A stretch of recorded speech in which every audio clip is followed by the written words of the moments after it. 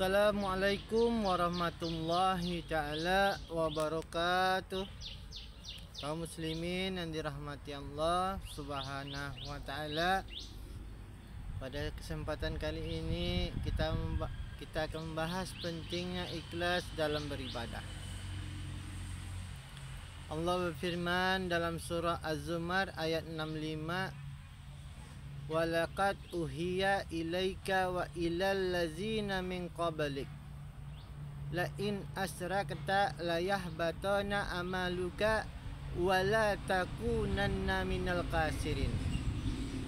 Yang artinya, sungguh benar telah diwahyukan kepadamu dan kepada orang-orang sebelummu, sungguh jika engkau mempersekutukan Allah, niscaya akan gugur amalmu dan tentulah engkau termasuk orang-orang yang rugi. Dengan ikhlas kita tidak akan tersesat ke jalan yang tidak diridhoi Allah. Tidak akan menjadi orang yang ria atau sombong, karena sombong itu merupakan sifatnya syaitan. Seseorang yang ikhlas ibarat orang yang sedang membersihkan beras dari kerikil-kerikil dan batu-batu kecil di sekitar beras. Maka beras yang dimasak menjadi nikmat dimakan, akan tetapi jika beras itu kotor, ketika nasi dikunyah akan tergigit kerikil dan batu-batu kecil.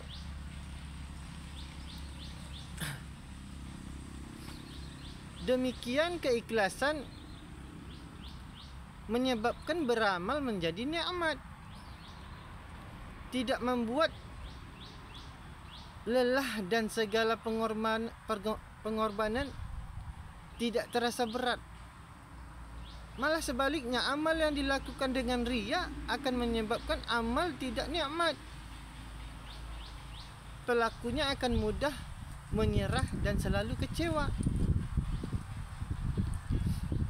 Tetapi banyak dari kita yang beribadah tidak melandaskan rasa ikhlas kepada Allah, melainkan dengan sikap riya atau sombong supaya mendapat pujian dari orang lain. Hal ini yang dapat menyebabkan ibadah kita tidak diterima oleh Allah Subhanahu wa ta'ala. Rasulullah sallallahu alaihi wasallam bersabda, ikhlaslah dalam beragama, cukup bagimu amal yang sedikit. Dalam hadis lain Rasulullah sallallahu alaihi wasallam bersabda, sesungguhnya Allah tidak menerima amal kecuali dilakukan dengan ikhlas dan mengharapkan ridhonya. Makanya Imam Syafi'i pernah memberi nasihat kepada temannya, wahai Abu Musa, jika engkau berijtihad dengan sebenar-benar sesungguhnya untuk membuat seluruh manusia ridha, maka itu tidak akan terjadi. Jika demikian, maka ikhlaskanlah amalmu dan niatmu kepada Allah Subhanahu wa ta'ala. Karena itu tak heran jika Ibnu Qayyim memberi perumpamaan seperti ini. Amal tanpa keikhlasan seperti musafir yang mengisi kantong dengan kerikil dan pasir. Memberatkannya tapi tidak bermanfaat. Dalam kesempatan lain ia juga berkata, jika ilmu bermanfaat tanpa amal, maka tidak mungkin Allah mencela para pendeta ahli kitab.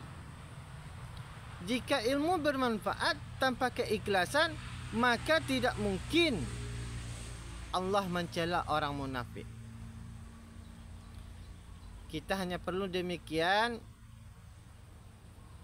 Allah suruh kita sholat dan Allah suruh kita untuk zikir, itu semata-mata untuk kita. Semua amal yang kita lakukan hanya untuk seharusnya untuk Allah. Lupakan semua urusan duniawi. Jika hanya tertuju kepada Allah, jangan munculkan rasa riya atau sombong di dalam diri kita, karena kita tidak berdaya di hadapan Allah. Rasakanlah Allah berada di hadapan kita dan sedang menyaksikan kita. InsyaAllah dengan dapat mencapai ikhlas. Dan jangan lupa untuk berdoa, memohon kepada Allah agar kita dapat beribadah secara ikhlas untuknya. Demikian tausiah singkat ini. Wabillahi taufiq wal hidayah. Wassalamualaikum warahmatullahi taala wabarakatuh.